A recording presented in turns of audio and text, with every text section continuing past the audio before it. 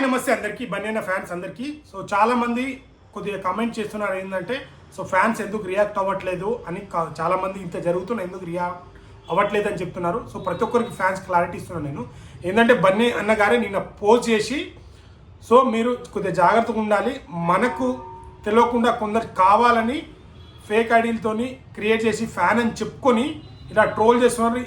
ఈ టైంలో మీరు జాగ్రత్తగా ఉండాలి అని మా బన్నీ అన్న మాట మేరకే మేము ఆయన మాటని గౌరవించే సో కొద్దిగా రియాక్ట్ అవ్వట్లేదు తప్పించి, కానీ ఎవరికి భయపడో ఏదో కాదు.